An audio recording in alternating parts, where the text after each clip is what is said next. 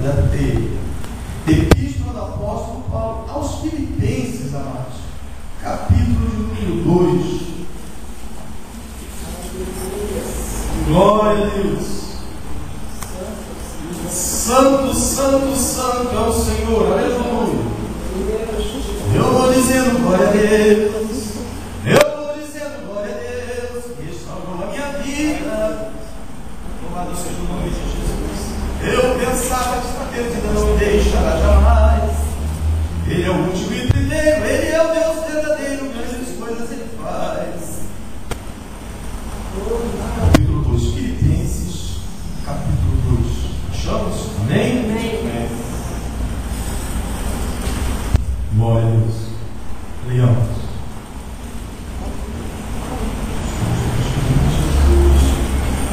Isso. Portanto, se há algum conforto em Cristo, se há alguma consolação de amor, se há alguma comunhão no Espírito, se há alguns entranháveis afetos e compaixões, completai o meu gozo, para que sintais o mesmo, tendo o mesmo amor, o mesmo ânimo, sentindo uma mesma coisa. Nada façais por contenda ou por vanglória, mas por humildade, com cada um considere os outros superiores a si mesmo. Não atente cada um para o que é propriamente seu, mas cada qual também para o que é dos outros. De sorte que haja em vós o mesmo sentimento que houve também em Cristo Jesus, que sendo em forma de Deus, não teve por usurpação ser igual a Deus, mas aniquilou-se a si mesmo, tomando a forma de servo, fazendo-se semelhante aos homens, e achado na forma de homem, humilhou-se a si mesmo, sendo obediente até a morte, morte de cruz.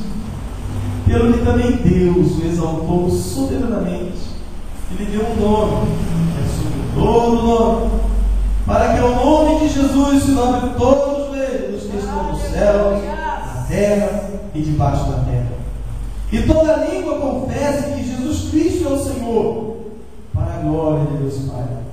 De sorte que, meus amados, assim como sempre obedeceste, não só na minha presença, mas muito mais agora na minha ausência, assim também cooperai a vossa salvação com temor e tremor, porque Deus é o que opera em vós, tanto querer como efetuar, segundo a sua boa vontade.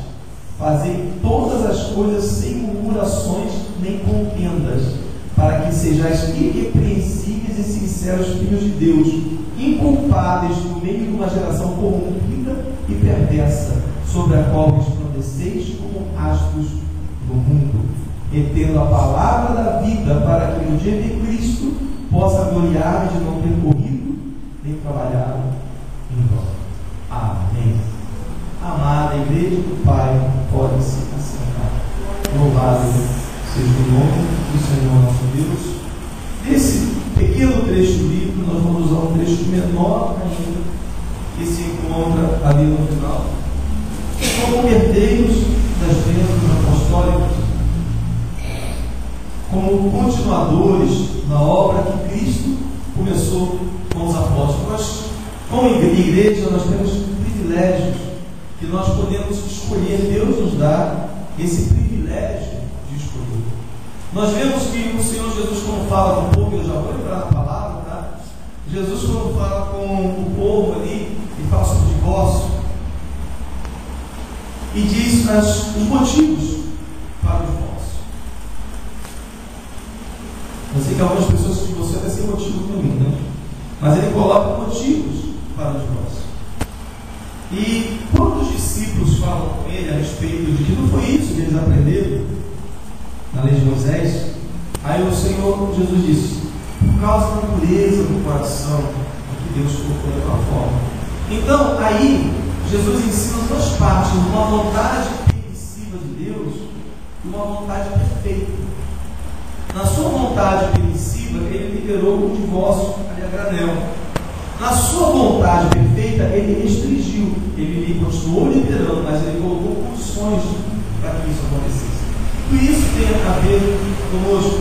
Como igreja, nós temos privilégios. Nós podemos podemos andar na vontade permissiva de Deus ou andar na vontade perfeita. Deus nos dá esse privilégio. Todo mundo diz: eu quero andar na vontade perfeita, pastor. Mas quando nós colocamos as várias restrições que essa vontade perfeita tem, a pessoa titubeia um pouquinho, porque ela quer andar na vontade perfeita, desde que a vontade perfeita seja a vontade dela. Aí então ela balança: será que é isso que eu quero? Aí não, já não é bem assim, então já não é a vontade perfeita. Então, olha a vontade perfeita, nós vamos pegar a palavra de Deus, vamos analisar a palavra de Deus. Como eu disse aos irmãos, algumas pessoas que reclamam do legalismo, é só pegar a Bíblia dele que vai ver 800 mandamentos do Novo Testamento, 800 mandamentos na dispensação da graça. E eu acrescento aos irmãos 800 mandamentos violados na dispensação da graça. Nós, como cristãos, violamos mais mandamentos do que os judeus na época de Jesus, que não observavam todos. Os da época de Jesus não observavam todos. Tinha alguns que observavam, mas uma boa parte não, porque Jesus se direcionou a eles, chamando-os de hipócritas. E hipócrita, no bom grego, hipócritas quer dizer ator, aquele que representa alguma coisa. Então, como cristãos do tempo moderno, violamos mais mandamentos que os judeus da época de Cristo. Mas, pastor, que é isso? E eu posso dar um exemplo bem vivo para os irmãos. Dos 800 mandamentos, quais são os que vocês conhecem? Se você só conhece 10, está violando 790. Amém? Amém. Louvado seja o nome de Jesus. E isso na graça. Não estou nem falando da lei, a lei tem 613. Falando da graça. Louvado seja o nome de Jesus. No texto que nós lemos logo na abertura, vimos aqui 3 pontos nesse texto. Na abertura. Texto que eu separei no final de Filipenses capítulo 2, versículo 12, que diz: de sorte, não foi uma versão diferente daquela dos irmãos. Não, eu coloquei a versão correta. De sorte que, meus amados, assim como sempre obedeceste, não só na minha presença, mas muito mais agora, na minha ausência, assim também cooperai a vossa salvação, com temor e tremor. Primeiro, a ação. Qual é a ação? Cooperar. Cooperai. Segundo, o objeto. Qual é o objeto? A sua salvação. Terceiro, a maneira, com temor e temor, do qual nós vamos estar falando hoje um pouquinho sobre esse desenvolver, esse operar a nossa salvação com temor e temor. O estudo sobre a salvação em teologia, ou nos estudos das doutrinas bíblicas, chama-se soteriologia. Em soteriologia, vocês vão aprender sobre salvação, vão aprender sobre esse pecado, que é a martiologia, vão aprender sobre Cristo, que é cristologia. Tudo isso faz parte da matéria chamada soteriologia, de sóter, salvação em grego. Os irmãos vão ver isso aqui no estado da Bahia, quando o Peixinho passou a usar a cruz. Então você passou por este caminho, você entrou neste caminho. Ou seja, você entrou em uma nova vida, você mudou a direção, o rumo da sua vida. E nessa nova vida que você entrou, você passou a ser cidadão do reino dos céus. Quando você é cidadão brasileiro, argentino, americano, qualquer função dessas aí fora, você se subordina à Constituição, às leis civis do país. Ao violar essas leis civis, você sofre penalidades. Se você entrou pela porta, tornou-se integrante, participante, cidadão do reino dos céus, você tem que se adequar à Constituição Civil do reino dos céus. A transgressão dessa Constituição automaticamente vai incorrer em penalidade. Aí vai dizer: mas o sangue de Jesus não cobre tudo? Cobre os pecados que você se arrependeu e confessou. Jesus não está dizendo você pode, a partir disso, passar a pecar e o perdão está garantido. Não é isso que ele falou. Muito pelo contrário. Quando ele curava alguma enfermidade decorrente de pecado, ele dizia: vai e não peques mais. É assim que Jesus fala. Ele nunca disse que a graça era desculpa para o pecado. Ele nunca ensinou isso em momento algum. Algumas pessoas colocam ali no seu modo de falar que a graça de Deus, ela aboliu a lei, ela eliminou o pecado, não existe mais transgressão do pecado, não existe mais uma lei para nos condenar. Amém, irmãos? Você não está debaixo da condenação quando está em Cristo. Mas se existe uma condenação para aqueles que não estão em Cristo, é sinal que não existe uma lei abolida. Se a lei de Deus fosse abolida, não existiria pecado, porque o pecado é transgressão da lei, e isso está escrito no Novo Testamento. Apóstolo João diz: o pecado é a transgressão da lei. Então, se existe pecado, existe lei. A lei não foi abolida ainda. A lei de Deus não foi abolida. Ela ainda existe como uma regra para poder mostrar às pessoas, medir as pessoas. É como se fosse um prumo que se coloca na parede, coloca o prumo da lei na parede. Se é um transgressor, a parede está torta, está condenado. Deus ainda vai julgar este mundo lá fora. Deus vai julgar espíritas. Deus vai julgar budistas, muçulmanos, hindus e várias religiões aborígenes que tem por aí, pelo padrão da sua santa lei. Eles podem alegar: Senhor, nunca conheci, a minha fé era outra. Mas todos serão indesculpáveis diante do Senhor. A palavra de Deus, a Bíblia Sagrada, já correu esse mundo todo aí por fora. Até nos idiomas dos nossos índios, ela já foi traduzida em alguns idiomas, estão sendo traduzidos em outros. Tem vários dialetos por aí fora, está sendo traduzida. Muitos desses dialetos criaram-se em gramática pela sociedade bíblica para poder escrever a Bíblia para esses dialetos. Todos são indesculpáveis diante do Senhor. Aí sim, muitos poderão até dizer: eu não me converti porque não houve quem pregasse. Aí, irmão, já é um caso que você tem que resolver com o seu Deus. Mas pastor, mas eu não sei pregar para ninguém. Mas você tem um dos mandamentos da graça, é assim: ide e fazer discípulos de todas as nações. Maravilhoso, Pai. Ide pregar o meu nome. Esse é um dos mandamentos da graça. Aleluia. É mais fácil, irmãos, deixar de comer carne de porco, deixar de comer camarão, do que sair aí fora pregando o Evangelho de Cristo, não é? Mas é mandamento, está aqui na palavra.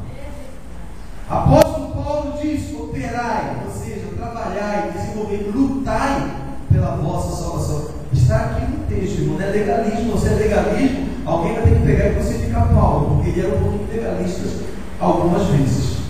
Apóstolo Paulo diz: operai a vossa salvação com temor e tremor.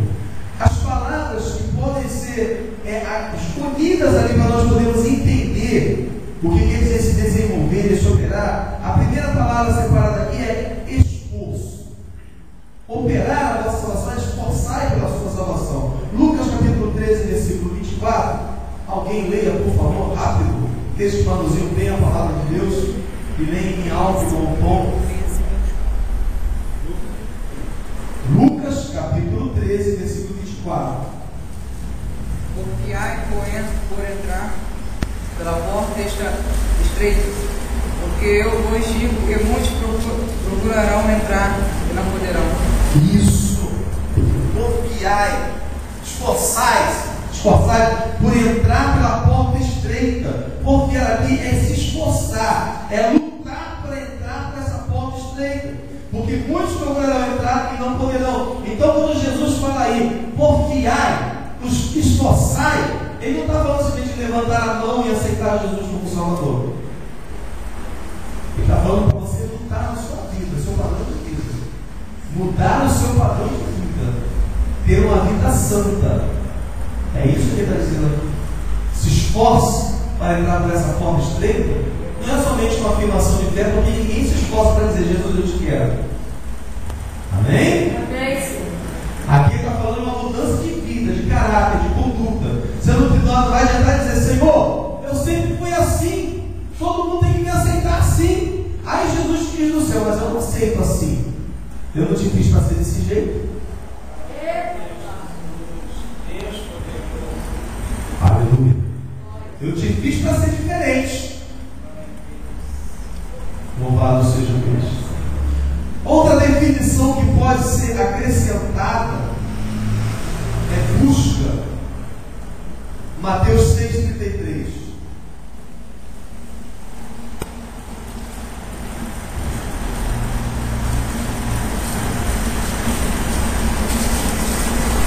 Buscai, pois, em primeiro lugar o seu reino e a sua justiça, e todas estas coisas vos serão acrescentadas. Exatamente, buscar.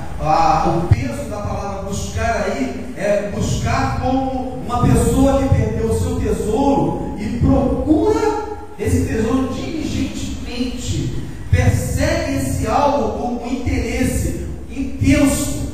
Isso que é Jesus falando aqui, buscar em Deus.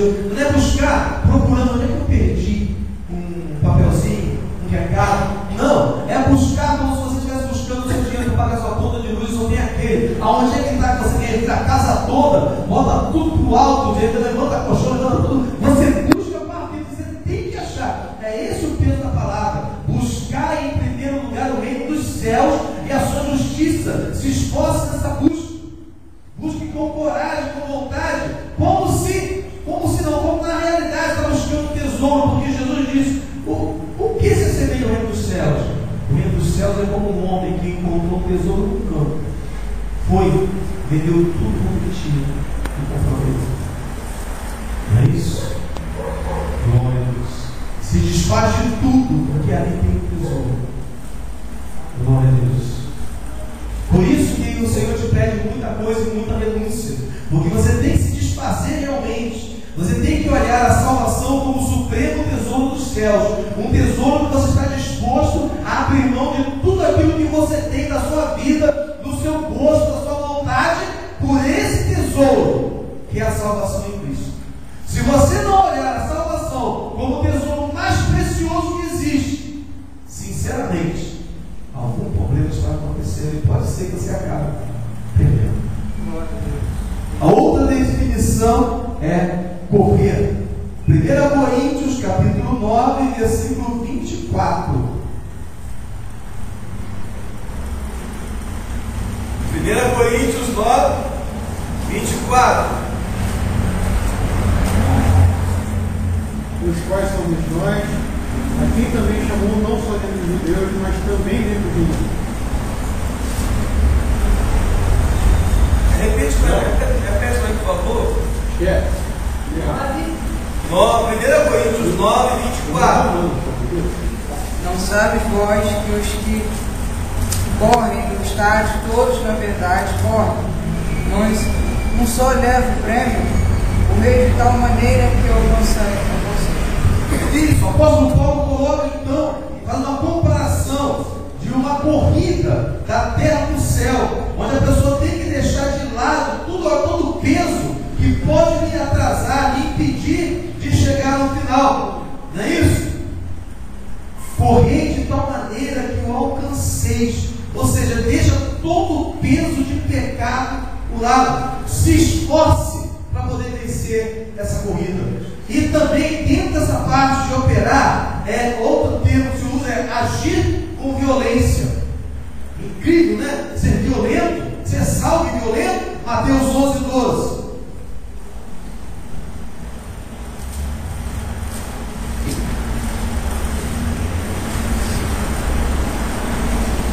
Desde os dias de Johanã, o irmão até agora, o reino do céu tem sofrido violência. Os violentos tentam apoderar-se dele. Isso! Então, desde João Batista até agora, se faz violência pelo reino dos céus. E é pela força que se apodera dele. Porque tem que violentar a sua própria vontade, seus hábitos, seus costumes. O crente preguiçoso, ele é inerte, ele não consegue nada, é totalmente inativo. O reino dos céus ele está escondido do crente preguiçoso, daquele que não tem vontade, daquele que não luta, daquele que acha que a salvação é ficar como um passarinho, filhote de passarinho no ninho, abrir um pouquinho para receber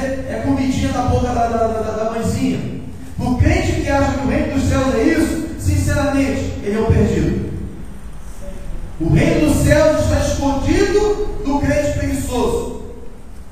Nós descobrimos pela palavra de Deus, como nós vimos, que temos que desenvolver a nossa salvação. É claro que nós vamos encontrar algumas dificuldades nessa luta, nesse desenvolvimento, mas como nos ensina a palavra, nós temos que nos esforçarmos. Nós temos que lutar. Não é somente esperar que Deus venha tocar no coração. Ele tocou no teu coração quando te trouxe à casa dele. Ele tocou no teu coração quando falou através da palavra dele que não te queria perdido, que ele te queria salvo. Ele tocou no teu coração quando te encheu do Espírito, quando ele te batizou. Tudo isso é toque de Deus. Que mais toque que o crente precisa? Que mais toque que o crente quer? Aleluia! Ele não é instrumento musical de nada para ser tocado todo dia. Glória a Deus. O que precisava Deus já fez. Agora o crente tem que lutar.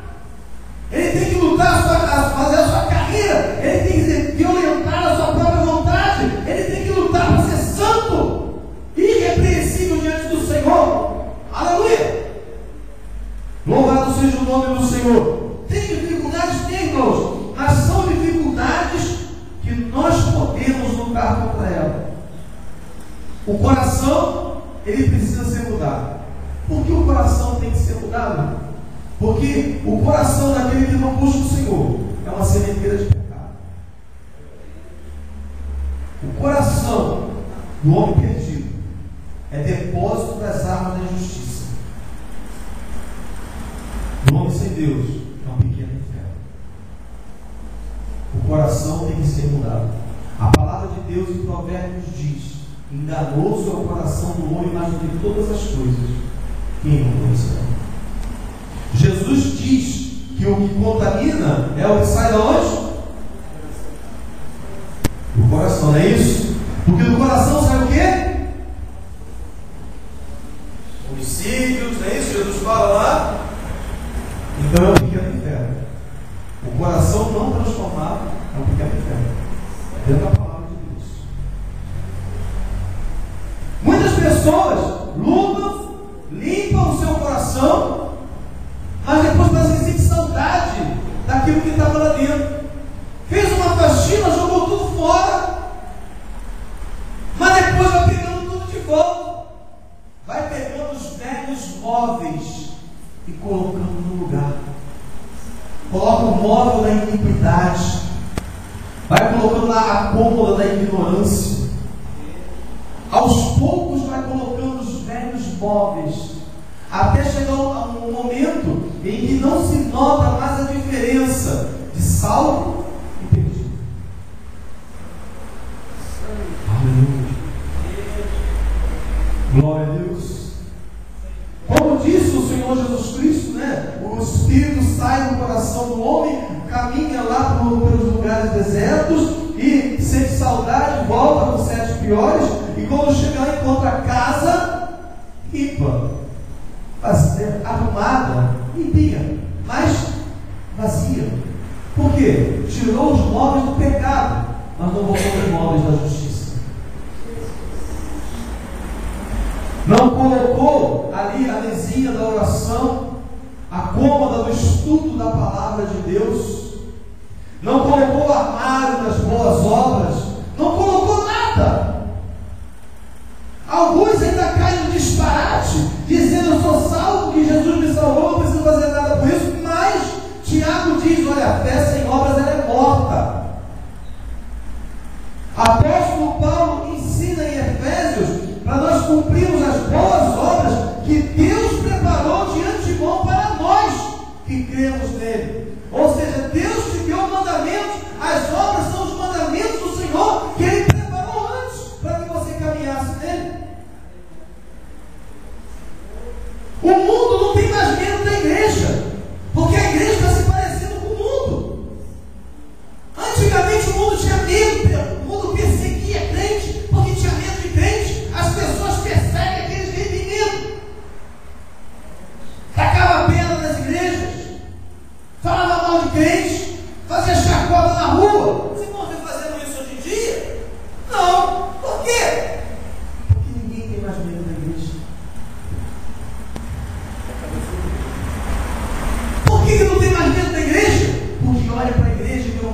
gente que age como eles agem lá fora. Aleluia! Amém? Você não está acompanhando o pastor? Amém? Só o poder de Cristo transforma o veneno da natureza humana em vinho da graça de Deus. Glória a Deus. A vida tem que ser transformada, tem que ser mudada.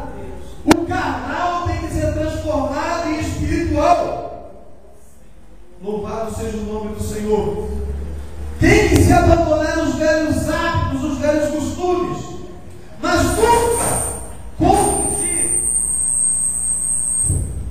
nunca confundir uma mudança com salvação.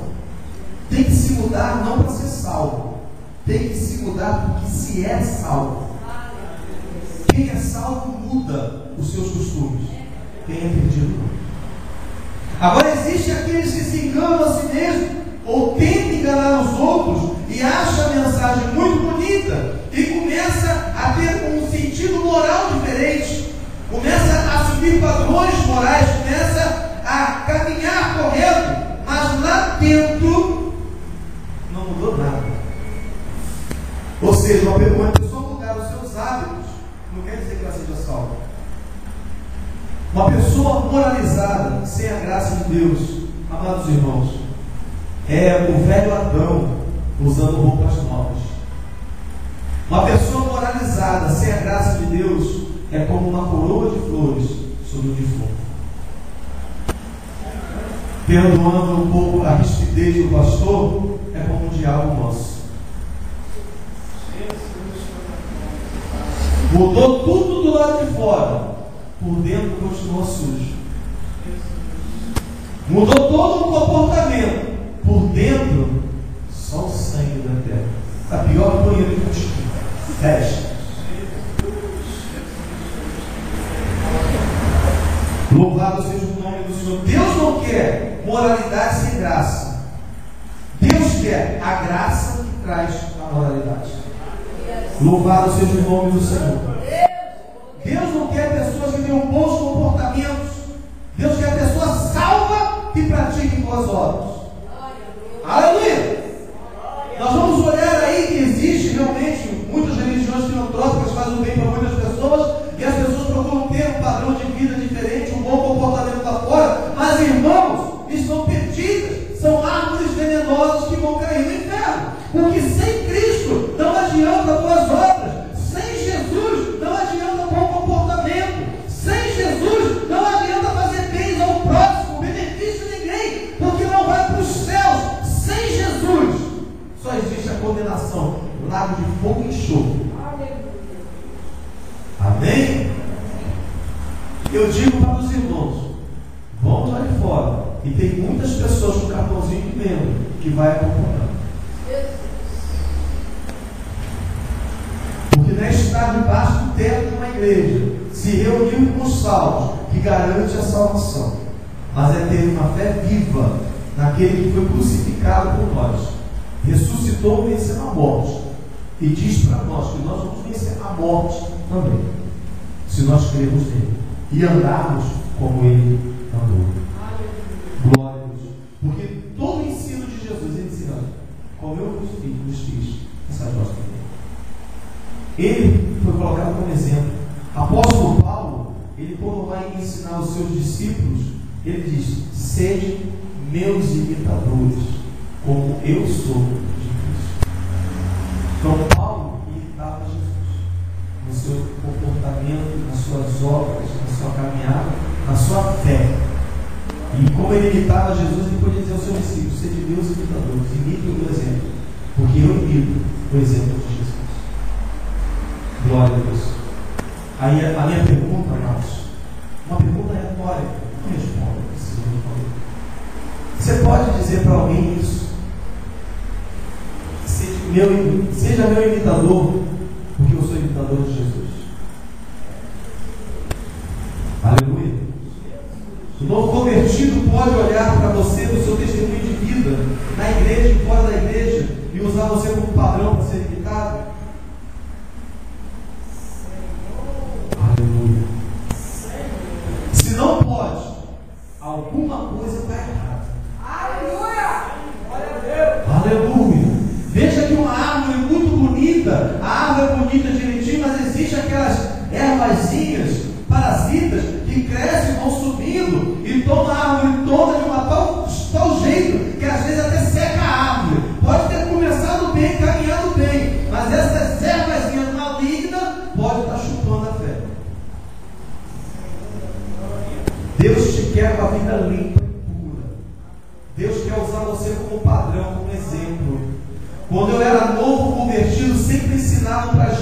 E a gente aprendia na consagração, que as irmãs de oração ensinavam para a gente: olha, você tem que ser espelho.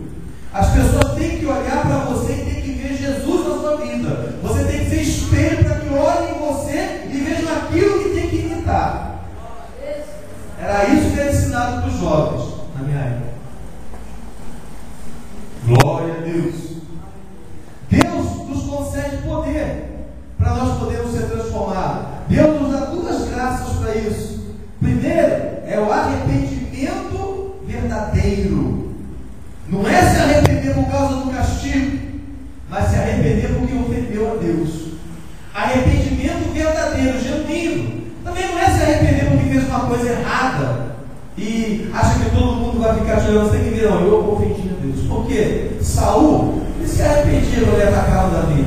Ele pegava a lança lá e mandava a lança em cima de Davi. Davi tinha que correr e Saul depois se arrependia. Mas o arrependimento falso, ele voltava a fazer de novo. Que arrependimento é esse?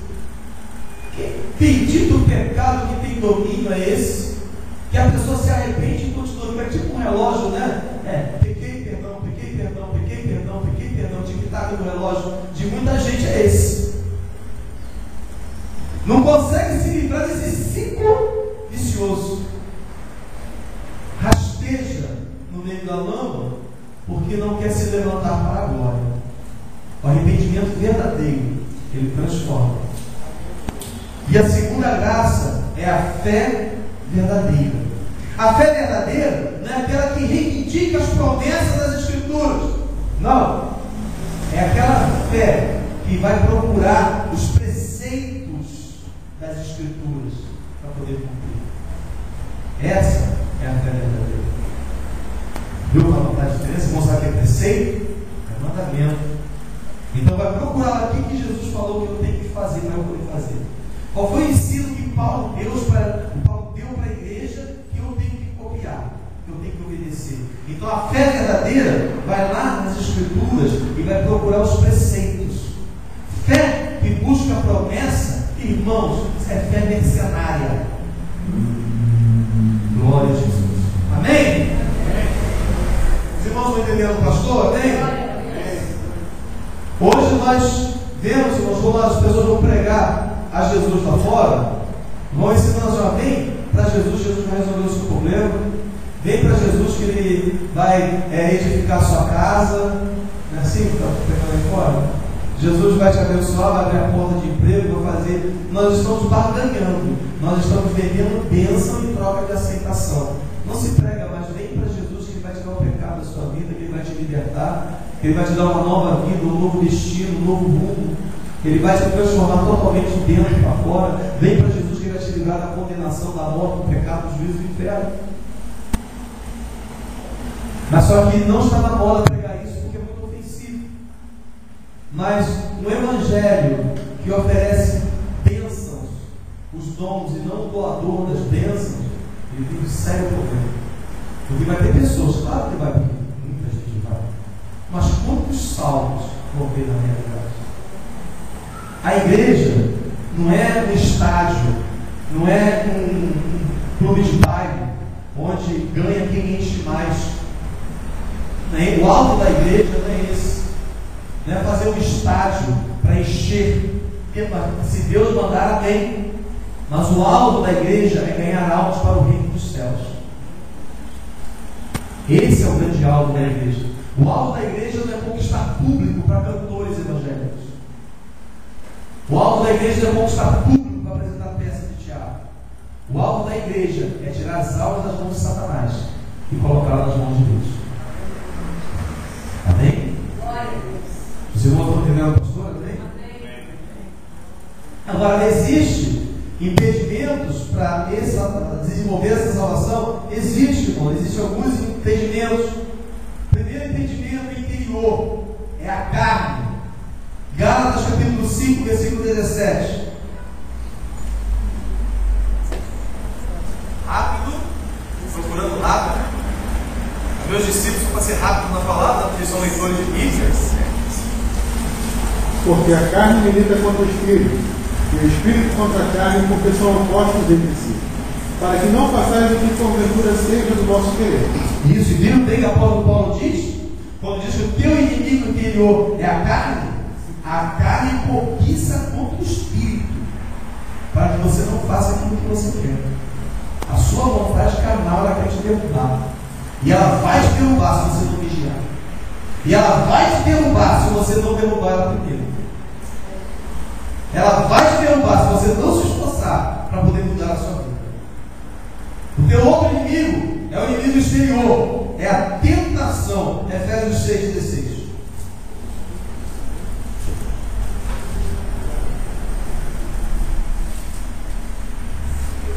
Tomando sobretudo o escudo da fé, com o qual poderemos apagar todos os dardos inflamados do maligno. Isso, os dardos inflamados do maligno, as tentações de Satanás, que coloca na vida das pessoas, vai lançando os seus dardos ali.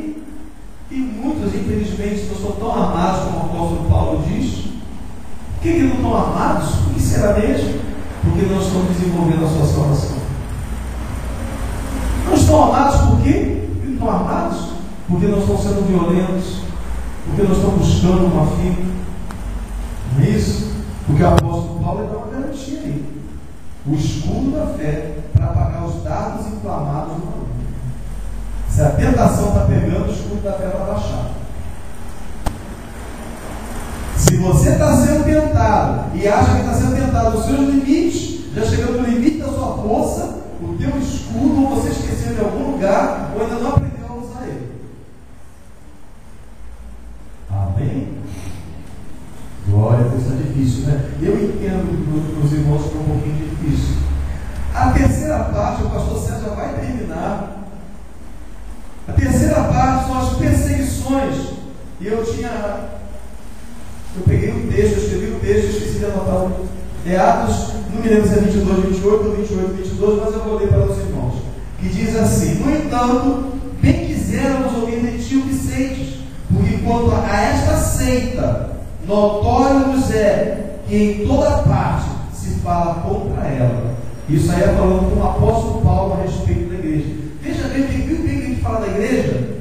Notório é, olha, quanto a esta seita, notório é que em toda parte se fala contra ela. Se falava mal contra a igreja de Cristo, a igreja pura dos primeiros séculos, a igreja pura apostólica, falava mal contra. Por quê? Não encontra defeito, se inventa, se mente. Então aquele que quer ser santo, que vai lutar pela sua salvação, que vai lutar para estar de pé, pode ficar consciente que vão se levantar contra você e vão falar mal de você.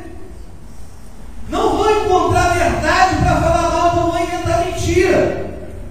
Os irmãos sabem que isso é verdade. É só olhar o exemplo do seu pastor aqui, que já me acompanha há muito tempo aqui na igreja. Sabe que não vão encontrar o que falar e vão inventar mentira, como ainda estão inventando. Aleluia. Mas vai chegar um momento em que nós vamos orar de uma forma diferente. Glória a Deus. Eu já sei, varão, eu sei. Eu sei. Pode deixar que eu não vou falar além disso. Mas eu estou todo avisando, vou orar de uma forma diferente. Glória a Jesus. Por que tudo isso, irmão? A tentação, a carne, perseguições, ou seja, a carne, o diabo e o mundo, os inimigos do crente. Porque a velha serpente está sempre cuspindo o seu veneno contra aqueles que querem ter uma vida santa, contra aqueles que professam uma fé reta. O mundo, lá fora, nos colocou no seu livro dele. Deus nos coloca no seu livro de ouro.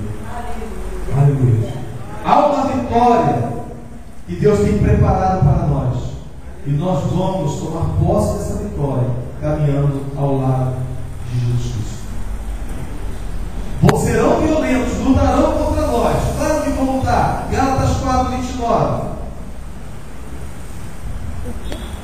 É uma violência declarada, mas agora não é do mundo, é daqueles que se professam crentes. Mas como estão aqueles que eram gerados segundo segundo a carne, perseguia o que era segundo o Espírito.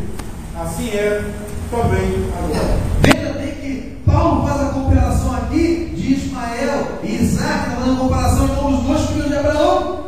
Então o que é gerado segundo a carne persegue o que é gerado pelo Espírito. O que é gerado pela segunda carne é o que é gerado pela sua falsa moralidade, a sua falsa religião, o seu falso comportamento. É um lobo vestido em pele de ovelha dentro do rebanho do Senhor. Esse gerado pela carne persegue os que são gerados pelo Espírito, porque não consegue entender as coisas do Espírito. Senhor, glória. Não consegue entender o espiritual. Aleluia! Ele não consegue entender porque o crente espiritual tem que se vestir de uma forma diferente. Porque quem se veste como o mundo se veste da forma espiritual. Perdoe se tem alguém que se veste dessa frente. Aleluia! O carnal não entende. Tem que dar para que tudo isso? Para que isso? Aleluia! O carnal fica se perguntando por que as irmãs têm que botar a vela na cabeça? Porque é carnal. E o carnal persegue o que é espiritual. Não faz se não quer que façam, porque incomoda a carne. Porque o pastor vai marcar uma reunião de oração de 3 horas da tarde até 7 horas da noite. O carnal vai falar isso, porque falou que eu marquei as reuniões de oração aqui de 3 da tarde às 7 da noite. É isso mesmo, tá falando? De 3 às 7, 4 horas de joelho, não é isso? De 3 às 6. De 3 às 6, 3 horas de joelho. 3 horas de joelho aqui. O carnal começou a questionar. Carnal não veio. Carnal não estou contra. Carnal chegou atrasado. Não, a oração é 3 horas, 3 às 6. Então eu chego por mais 5, 5 e meia mais ou menos. Pego uma meia hora ali e fico bem com o pastor. Comigo não fica não, porque eu oro aqui de joelho dobrado. E qualquer movimento dessa porta aqui, eu olho no canto do olho, sei que está chegando. A hora que está chegando. É orar e vigiar comigo mesmo. Aí o carnal bota o joelho com a Bíblia aberta, faz uma oração rápida e fica lendo a Bíblia de joelho. Pensa assim, vou ficar de joelho aqui, eu jogo o véuzinho em volta da Bíblia, o pastor não vai ver, pensa que eu estou orando. Enganou-se comigo de novo. Porque eu estava de joelho dobrado, vendo as páginas da Bíblia sendo passadas no canto. Louvado seja o nome de Jesus. Porque o que é carnal persegue o espiritual, não entende. Quer ficar bem com o pastor, mas não entende aquilo que o pastor está querendo fazer. Mas tenta fazer o máximo possível para ficar bem com o pastor, irmão. No meu conceito, só que não. Louvado seja o nome do Senhor. Para subir, tem que fazer. Aí acha que o pastor não falou nada, o pastor não está vendo, está enganado. O pastor vê muito mais coisas do que fala. Glória a Jesus. Louvado seja Deus. Eu ia dizer que o pastor tem cara de bobinho, mas acho que nem de bobinho, né? Já me disseram. Então os da carne sempre vão perseguir aqueles que são do Espírito, porque não conseguem entender costume sagrado. Costume santo não é para qualquer um, não. Glória a Deus. Agora, meus irmãos, terminando, eu sei que tem 2 perguntas que poderiam ser feitas e antes que sejam feitas, eu já trouxe as perguntas para poder darmos uma resposta adequada. Primeira pergunta: por que Deus fez o caminho dos céus tão difícil? Como uma pessoa pode perguntar. A resposta: para darmos valor às coisas celestiais. Se diamante fosse comum, teria pouco valor ou nenhum valor. Deus não vai desvalorizar a sua graça e a sua misericórdia, colocando como lixo para qualquer um fazer pouco caso dela. A segunda pergunta: por que então se diz que o jugo de Cristo é suave? Para o carnal é difícil e pesado, mas para quem é governado pelo Espírito de Deus, o jugo de Cristo se torna suave. Porque uma criança, ela se alegra em obedecer ao Pai. Apóstolo Paulo nos diz no capítulo 7, versículo 22 de Romanos: porque segundo o homem interior, tenho prazer na lei de Deus, na lei de Deus. O serviço de Cristo é a liberdade de Cristo. Amém? Encerrando, glória a Deus. Os acabar. Primeiro, usar os sapões do mundo. O mundo é uma armadilha. Enquanto os nossos pés estiverem no caminho do mundo, não poderemos correr a carreira que nos está proposta, como está escrito em Hebreus capítulo 12, versículo 1. Segundo, tristeza e indisposição. Quando o coração está triste, não consegue desenvolver o seu trabalho, é um instrumento desafinado. No Salmo 42, verso 5 diz: por que estás abatida, ó minha alma? Por que te perturbas em mim? Espere em Deus, pois ainda o louvarei na salvação da sua presença. Alegria é música na alma, que lubrifica as engrenagens do coração. Mas pastor, mas eu tenho culpa de estar triste? A palavra de Deus diz que aqueles que estão em Cristo têm o gozo de Cristo. Gozo é uma alegria que não se consegue entender de onde ela vem. Terceiro, não é indireta não, tá? Preguiça espiritual. Quando fala de preguiça, a gente pensa logo preguiça espiritual. Provérbios capítulo 19, versículo 15. A preguiça faz cair em profundo sono, e a alma enganadora padecerá fome. Quem tem preguiça espiritual não faz nada para o Senhor e nem para si mesmo.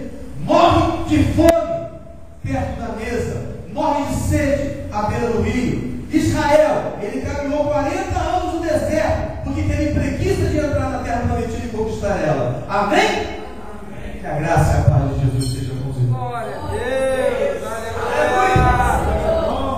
Eu vou toda aliviado, né? Levantemos, amados irmãos.